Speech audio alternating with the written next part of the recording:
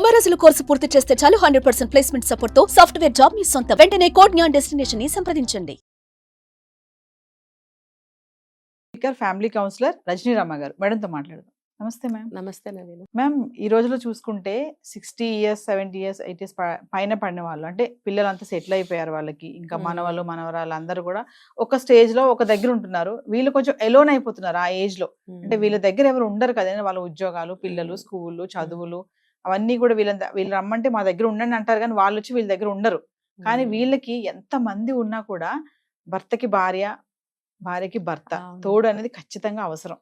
ఎంత మంది ఉన్నా, పిల్లలు ఉన్నా, మనవలు ఉన్నా, చుట్టాలు ఉన్నా కూడా. ఎందుకంటే కొన్ని ఉంటాయి పర్సనల్ గా కూడా, అది ఎలా అన్నా తీసుకోవచ్చు మనం, వాళ్ళ అవసరమే అనుకోవచ్చు, అది రొమాన్సే అనుకోవచ్చు, ఏది అనుకున్నారు. కానీ ఇప్పుడు కొంతమంది ఏంటంటే ఆ వయసులో కూడా మాకు తోడు కావాలి ఖచ్చితంగా, మా ఆవిడ లాంటి అమ్మాయి నాకు కావాలి. అమ్మాయి అమ్మాయి అంటే ఇక్కడ మన అమ్మాయి అనుకోవడానికి ఏం లేదు, అలాంటి మా ఆవిడ లాంటి ప్రేమగా చూపించే అమ్మాయి నాకు కావాలంటే వాళ్ళకి మేము ఆస్తిపాస్తులు ఉన్నాయి రాసిస్తామని కూడా ముందుకు వస్తున్నారు కొంతమంది. 60s లో ఉన్న వాళ్ళు, 70s లో ఉన్న వాళ్ళు కూడా. అంటే ఒక్కసారి వాళ్ళ గురించి మాట్లాడుకుందామండి. చాలా మంది బయట విమర్శ ఏంటంటే వీళ్ళకి ఇప్పుడు తోడేంటి, అవసరమా ఈ వయసులో అని కన్న బిడ్డలే అంటున్నారు వాళ్ళని. మరి అలాంటి వాళ్ళకి ఏం చెప్తారు మీరు? వీళ్ళ గురించి ఒకసారి మాట్లాడు. ఇందులో నాకు 2 సైడ్స్ నేను చెప్తానండి. ఫస్ట్ చూసుకుంటే, ఎప్పుడైతే పార్ట్నర్ చనిపోతారో అప్పుడు ముఖ్యంగా ఆడవాళ్ళు, భార్యలు చనిపోతే మగవాళ్ళు జీవించడం 1 గంట కష్టం అవుతుంది. ఇంకా సంవత్సరాలు గడపాలంటే వాళ్ళకి ఇంకా వేరే నరకం అనేది ఉండదు. ఎందుకనంటే ఇప్పుడు ప్రెజెంట్ జనరేషన్ కాదు, ఎఫెక్ట్ లేదు దీనికి. పాతకాలం చూసుకుంటే వాళ్ళు ఒక 40 సంవత్సరాలు, 50 సంవత్సరాలు, 60 సంవత్సరాలు కాపురాలు చేసిన వాళ్ళు ఉంటారు. చిన్న వయసులో పెళ్ళిళ్ళు అవుతాయి వాళ్ళకి. అబ్బాయిలకు కూడా ఆ రోజుల్లో 16కి 17కి పెళ్ళిళ్ళు అయ్యేవి. సో చూసుకుంటే వాళ్ళకి అన్ని సంవత్సరాల వైవాహిక జీవితం అనుభవాలు ఉంటాయి వాళ్ళకి. అన్ని సంవత్సరాలు కలిసి ఉన్న తర్వాత, ఇందులో మళ్ళీ నేను ఇంకొక పక్కకి తీసి ఇంకొక పాయింట్ చెప్తా. ఈ భర్తలు ఆ భార్యలను ఎలా చూశారనేది మనకి పక్కన పెట్టాల్సిందే. ఎందుకనంటే వాళ్ళు సంతోషమే పెట్టారా, దుఃఖమే పెట్టారా, ఏడిపించారా, కొట్టారా అని మనకు తెలియదు. అలాంటి వాళ్ళు లేరండి, ఉన్నారు కదా. అయితే అలా ఒకవేళ అలా బాధలు పెట్టిన హస్బెండ్స్ ఉన్నా కూడా ఆ భార్యలు వాళ్ళకి ఎన్ని సేవలు చేసి ఉంటారు. స్టిల్ మా జనరేషన్ వరకు మేము కూడా అన్నీ అందిస్తూనే ఉంటాం ఈ రోజుకి కూడా. ఇవాళ ఇక్కడ కుర్చీలో కూర్చొని మాట్లాడుతున్నాను కదా అని ఎవరు అనుకోవటానికి లేదు. ఇంటి దగ్గర A to Z నేనే చేస్తాను, తీసుకెళ్ళి అందిస్తాను. ఏ మూల ఉన్నా, ఎక్కడున్నా, కాలు నొప్పి పెట్టనివ్వండి, చేయి నొప్పి పెట్టనివ్వండి, ఇంట్లో మేడ్ రాకపోనివ్వండి, ఏదైనా సరే. అలా వాళ్ళు వచ్చి ఒకవేళ తీసుకోవచ్చు కదా అంటే వచ్చి తీసుకున్నా కూడా నాకు తృప్తి అనిపించదు. ఎందుకంటే ఇక్కడ ఈ సబ్ కాన్షియస్ మైండ్ లో ఉండిపోయింది. చెయ్యి ఆటోమేటిక్ గా, కాలు ఆటోమేటిక్ గా వెళ్ళిపోతుంది. ఒకవేళ వాళ్ళు వచ్చి తీసుకున్నా మనకేంటి అసంతృప్తి, వెల్తిగా అనిపిస్తుంది. అంటే వాళ్ళు మనతో ఎలా అన్నా ఉండనివ్వండి, మంచివాళ్ళు అవనివ్వండి, మనల్ని బాధించే వాళ్ళు అవనివ్వండి, ఈ పని అనేది గత ఇన్ని సంవత్సరాల నుంచి అలవాటు అయిపోయింది కాబట్టి వెళ్తూనే ఉంటాం, చేస్తూనే ఉంటాం, వాళ్ళు ఎలాంటి వాళ్ళైనా కానివ్వండి. సో వాళ్ళేంటి, ఇంత సేవలు చేస్తున్నా సరే, ప్రేమించే భర్త ప్రేమించాడు, తిట్టే భర్త తిట్టాడు, తిడుతూనే ఉన్నాడు చనిపోయేదాకా. మరి ఇంకా కొంతమంది 80 ఏళ్ళు వచ్చిన భార్యలను కొట్టేవాళ్ళు ఉన్నారు. కొట్టారు, నాకు తెలిసి ఇప్పుడుకున్నారు, ఇంకా మరి కొడుతున్నారు. 80 ఏళ్ళు నీకు వస్తే భార్యకి కూడా 5-6 ఏళ్ళు 4 ఏళ్ళు తేడాతో ఆవిడకి అంతే వయసు కదా. మరి ఆవిడ దెబ్బలు తినే వయసా? నీకు కాళ్ళు చేతులు ఇట్లా ఊగుతున్నా సరే నువ్వు కొట్టగలుగుతావు, ఎలాగోలా దెబ్బ వేస్తావు. ఆ దెబ్బ తినే ఓపిక ఆవిడకు ఉందా? మరి ఆ రోజుల్లో వాళ్ళు ప్రేమించినా, ముద్దు పెట్టుకున్నా, విసురుగొట్టినా అలా అన్నేళ్ళు కాపురం చేసుకుంటూ వచ్చారు కాబట్టి, కష్ట సుఖాలు ఏమన్నా వచ్చినా సరే ఇష్టానో కష్టానో మాట్లాడుకున్నారు కాబట్టి. ఎందుకనంటే కొంతమంది భర్తలు షేర్ చేసుకోరు భార్యలతో, సింగిల్ నిర్ణయాలే ఉంటాయి, ఏం చెప్పరు. వాళ్ళు నిర్ణయించిందే ఇంట్లో జరగాలి. ఫలానా సంబంధం తీసుకొచ్చాను, అబ్బాయికైనా అమ్మాయికైనా చేయాల్సిందే అంటే పిల్లలు ఏడుస్తారు, అమ్మ నువ్వు చెప్పమ్మా నాన్నకి, నాకు ఇష్టం లేదంటే కూడా ఆవిడ రికమెండేషన్ అక్కడ పనిచేయని కుటుంబాలు చాలా ఉన్నాయండి. ఆయన మాట చెల్లాలి, ఆ సంబంధం చేయాల్సిందే, చచ్చినట్టు నోరు మూసుకుని కాపురాలు చేయాల్సిందే. ఇప్పుడులాగా అప్పుడు విడాకులు లేవుగా, ఒక 40 సంవత్సరాల క్రితం. మరి ఆ రోజుల్లో ఆ పెళ్ళిళ్ళు చేస్తే చచ్చినట్టు పడి ఉండాల్సిందే అని, ఇంక్లూడింగ్ మాలాంటి వాళ్ళం కూడా. కాబట్టి చెప్పిన సంబంధాలు చూసుకుని చేసుకోవాల్సిందే. అంటే అలాంటి భర్తలు కూడా ఉన్నారు. మళ్ళీ ఏమో మన అబ్బాయికి ఏ సంబంధం చేద్దాము, ఇది బాగుంటుందంటావా, అమ్మాయికి నీ లక్షణాలు ఉంటే బాగుంటాయి కదా అని సంప్రదించిన భర్తలు కూడా ఆ రోజులు ఉన్నారు. అంటే అలాంటి వాళ్ళు, ఇలాంటి వాళ్ళు, ఎలాంటి భర్తలు ఉన్నా సరే ఆ భార్యలు అనేవాళ్ళు వాళ్ళతో జీవితం సాగించారు, ఆ భర్తలు కూడా ఆ భార్యలతో జీవితాలు సాగించారు. కాబట్టి ఆ బాండ్ అనేది స్ట్రాంగ్. ఇప్పుడు ఏదన్నా కొన్ని షేర్ చేసుకోకపోయినా కనీసం సేవల ద్వారానైనా ఆ బాండ్ అనేది ఉండింది. ఉంటుంది. షేర్ చేసుకున్న భర్తలు ఉన్నారనుకోండి, అప్పుడు మన భార్య పోయింది సడన్ గా, ఇంకా ఆ మనిషి బ్రతకలేడు.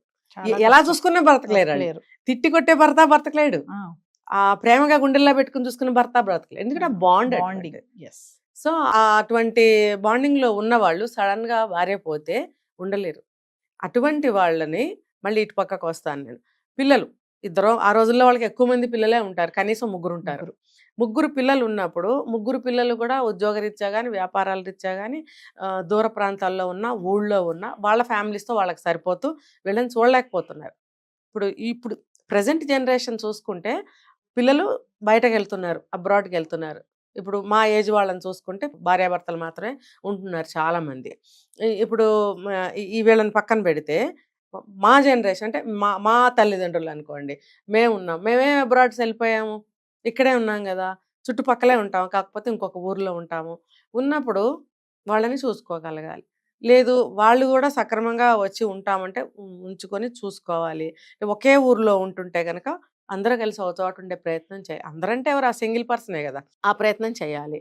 వీళ్ళకి ఏంటంటే అప్పటి వరకు పిల్లలు, పెళ్లిగాని పిల్లలు అనుకోండి, పెళ్లిగాని పిల్లలు, భార్య, వచ్చేపోయే చుట్టాలు, అందరు కళకళలాడుతూ ఉంటుంది ఇల్లు.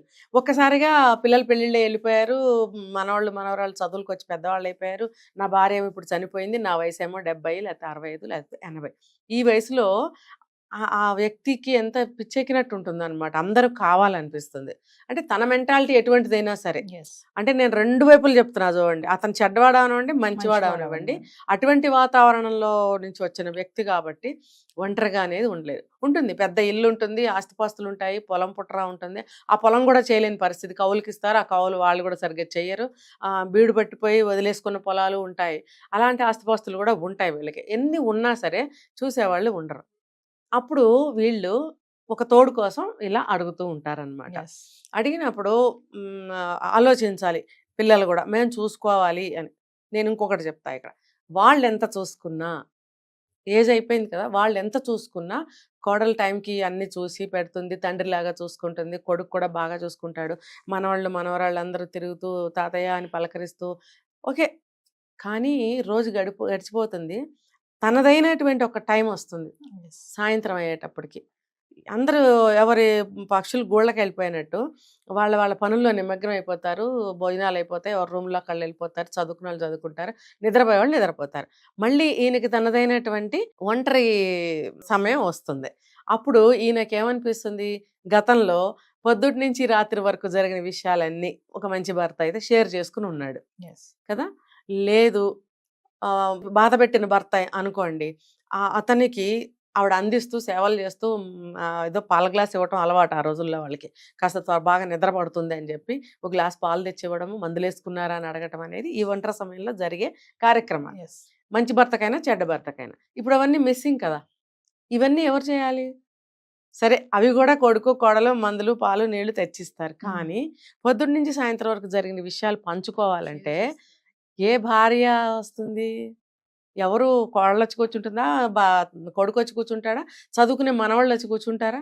ఎవరు వచ్చి కూర్చోరు. అప్పుడు కావాలనిపిస్తుంది ఒక తోడు. ఎస్. అరే నాకు మనసు పంచుకునే ఒక వ్యక్తి కావాలి.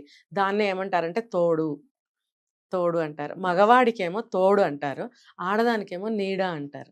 తోడు నీడ. ఎస్. తోడు అనేది ఇద్దరికి అవసరమే, ఆడదానికి ఇంకా నీడ కూడా అవసరమే. కాబట్టి ఈ అవసరం కోసం పెళ్ళి అనేది అడుగుతున్నారు వీళ్ళు. ఊరికే వచ్చేసి ఒక ఆవిడని ఇంట్లో పెట్టుకుంటే తప్పు కదా అది. కాబట్టి మాకు ఒక భార్య కావాలని అడుగుతున్నారు, అది తప్పేమీ కాదు. ఇంకోటి ఫ్యామిలీ సభ్యులు కూడా ఆ రకంగా ఆలోచించగలగాలి. ఆయనకి మనసు పంచుకోవడానికి పక్కన ఒక ఒంటరిగా పడుకోలేరు, రాత్రిపూట ఏదైనా ఇబ్బందులు వస్తాయి, దగ్గు వస్తుంది, లేకపోతే గబుక్కుని గుండెల్లో పట్టినట్టు అవుతుంది, బాత్రూమ్కి లేవాలంటే తూలు వచ్చి పడిపోవచ్చు. ఒక మనిషి పక్కన ఉంటే తట్టి లేపి నేను బాత్రూమ్కి వెళ్తున్నానని చెప్తారు. ఎందుకనంటే గబుక్కన ఏ బాత్రూంలో కాలు జారి పడిపోతే ఈవిడికి అర్థం కాదు, ఎదట్లో ఉంటుంది, లేపుతారనమాట. ఆయన వెళ్ళొచ్చే వరకు కూర్చుంటుంది, అలాగే ఆవిడ వెళ్ళొచ్చే వరకు కూడా ఆయన కూర్చుంటారు. అది ఒకరికొకళ్ళు అనమాట. అప్పుడు మిగతా సభ్యులకి తెలియజేస్తాం, అయ్యో పడిపోయారు ఆయన రండిరా అని పిలుచుకొస్తారు, ఆ తోడు కోసం అనమాట. కానీ పిల్లలు మేడం, ఇప్పుడు జనరేషన్ వాళ్ళకి ఇలాంటివన్నీ కూడా, ఇప్పుడు మీకు అవసరం ఆ పెళ్లి, పిల్లలు ఉన్నారు కదా, మనవాళ్ళతో ఉండొచ్చు కదా, ఇప్పుడు పెళ్లి చేసుకుని మీరు ఏం చేస్తారు అనే ఒక క్వశ్చన్ మార్క్ వస్తుంది కదా. అంటే వాళ్ళకి అసలు అవును. పెళ్లి అనేది వాళ్ళు ఎందుకు అడుగుతున్నారు, వీళ్ళు ఎందుకు వద్దంటున్నారు, అంటే వాళ్ళ పిల్లలు ఏం కోరుకుంటున్నారు పెళ్లి అంటే? అది వాళ్ళు నెగెటివ్గా ఆలోచించడం వల్ల వస్తుంది. రెండోది చెప్పిన ఆస్తులు. ఆస్తులు పోతాయేమో అని భయం. చూడండి, ఏది కూడా నేను ఒకసారి చెప్పాను, ఈ విశ్వంలో ప్రేమ అనేది ఊరికే రాదండి. ఇచ్చి పుచ్చుకోవాలి ఏదైనా సరే. ఏదైనా సరే మనం ప్రేమగా ఎందుకుంటాం? ఇప్పుడు వాళ్ళతో మనకు ఒక పని ఉంది, లేకపోతే వాడు బాగా చదువుకుని ఒక స్టేజ్కి రావాలి, మనం ప్రేమగా చెప్పాలి. లేదు ఎవరైనా వచ్చారు మన ఇంటికి, వాళ్ళు కొంచెం సేపే ఉంటారు, కొంచెం ప్రేమగా మంచిగా మాట్లాడి మంచిగా పంపించాలి. ఇట్లా విశ్వంలో ప్రతి ఇద్దరి మధ్యన కూడా ప్రేమతోనే ప్రతి పని ఉంది. ఊరికనే అంటే ఎవరు కూడా రాంగ్ అర్థం చేసుకోకూడదు. ఈ ప్రేమ అనేది ఏ అవసరం లేనిదే ప్రేమ అనేది పుట్టదు. ఇప్పుడు ఇద్దరు వ్యక్తులు ప్రేమించుకుంటారు, ఎందుకు ప్రేమించుకుంటారు? తనను నేను పెళ్లి చేసుకుంటే నా జీవితం బాగుంటుంది, నేను ఈ అమ్మాయిని చేసుకుంటే, నేను అబ్బాయిని చేసుకుంటే మా జీవితాలు బాగుంటాయి అనేది ఒక అవసరం కదా అది. కాబట్టే కదా ప్రేమ అనేది అక్కడ మనం పెంచుకుంటూ వెళ్తాము. లేకపోతే మన ఇద్దరం కలిసి ఉందాం అని చెప్పి దెబ్బలాడేస్తే కలిసి ఉంటామా? లేదు, ప్రేమతోనే సాధిస్తాం. ప్రేమ అనేది ఒక సాధనం. కాబట్టి ఆ సాధనంతో మనం సమకూర్చుకోవాలి ఏదైనా కూడా. ఆ ప్రేమ లేనిదే దేన్ని కూడా సాధించాలి. అలాగే వీళ్ళు కూడా, ఈ పిల్లలు అనేవాళ్ళు అర్థం చేసుకోవాలి. తర్వాత ఈ ఆస్తిపాస్తుల దగ్గరకు వస్తే కొంత ఆస్తి అనేది ఆశ ఉంటేనే అవతల వాళ్ళ ఒక ఆవిడని చేసుకోవాలి. ఆవిడ తరఫున ఎవరో ఫ్యామిలీ ఉంటారుగా ఖచ్చితంగా. మా ఇంట్లో స్త్రీని ఇంకో ఇంటికి పంపిస్తున్నామంటే వాళ్ళు ఎలాంటి వాళ్ళు మనకు తెలియదు. ఇప్పుడు నేను చూశాను ఒక చోట, నాకున్న ఆస్తిలో కొంత భాగం ఇస్తాను, కొంత అంతా ఇవ్వను అని ఒక ఆయన చెప్పడం నేను విన్నాను. అంటే అవతల వాళ్ళు కూడా వాళ్ళ స్త్రీని ఇంటికి పంపించాలి అని అంటే కొంత ఏదన్నా సెక్యూరిటీ అనేది చూస్తారు. లేకపోతే ఆ వయసులో ఆవిడ ఆస్తులు ఏం చేసుకుంటుంది? ఒక సెక్యూరిటీ అన్నమాట. చూడండి, ఇన్ కేసు రేపొద్దున కొద్ది రోజులేక ఆయనే ముందు పోయాడు, వీడు ఒంటరి అయిపోతాడు. అప్పుడు మళ్ళీ ఆవిడకి సేమ్ యాజ్ ఓల్డ్ స్టోరీగా. అయితే ఇక్కడ క్లాజ్ ఏంటంటే స్త్రీ పోతే మగవాళ్ళు ఎక్కువ కాలం బ్రతకలేరు. అదే భర్త పోతే స్త్రీలు కొంచెం స్ట్రాంగ్ మైండ్తో బ్రతకగలుగుతారు. సో పెళ్ళిళ్ళల్లో కూడా స్త్రీధనం అని చెప్పి కొంత ఇస్తారు. జీవితం ఏదైనా ఆగమైతే ఎలాగో బ్రతుకుతుంది అని. ఈ రోజుల్లో చదువులు ఉన్నాయి కాబట్టి ఉద్యోగం చేసుకుని బ్రతుకుతున్నారు. ఆ రోజుల్లో ఎంతో కొంత ఆస్తులు ఇచ్చేవారు. ఆ ఆస్తి ఏంటంటే స్త్రీధనం, అది ఎవరు ముట్టుకోకూడదు. అలాగే ఇక్కడ కూడా ఈ పెళ్లిలో కొంత ఆవిడకి ఇస్తాను అని అంటే అవతల వాళ్ళు కూడా వాళ్ళ స్త్రీని ఈ ఇంటికి పంపించడానికి ఇష్టపడతారు. తర్వాత ఇటువైపు సంతానం కానీ అటువైపు సంతానం కానీ ఆలోచించాలి. వాళ్ళు ఒంటరి బ్రతుకుకి మనం ఎంతవరకు అవుతాము. ఎట్లా అవుతామంటే ఇప్పుడు వీళ్ళిద్దరు పెళ్లి చేసుకుని ఇక్కడ ఉన్నంత మాత్రాన వాళ్ళు వదిలేయాలనేమీ లేదు. ఇప్పుడు ఆవిడ పెళ్లి చేసుకుని ఇక్కడికి వస్తుంది అనుకోండి, వాళ్ళ పిల్లలు ఈవిడిని వదిలేస్తారా? ఈయన సంతానమే ఈవిడిని చూడాలా అంటే వీళ్ళు చూస్తారు. అంత మాత్రం చేత మీరు వదిలేస్తారా? ఈవిడ సంతానము ఈవిడిని చూసుకోవాలి, ఆయన సంతానము ఈయన చూసుకోవాలి. వీలైతే ఇద్దరు సంతానాలు కలిపి వీళ్ళిద్దరిని తల్లిదండ్రుల్లాగా చూసుకోగలిగిన. సుమన్ టీవీలో మీ పర్సనల్ అండ్ బిజినెస్ ప్రమోషన్స్ కోసం కింది నెంబర్కి కాంటాక్ట్ చేయండి.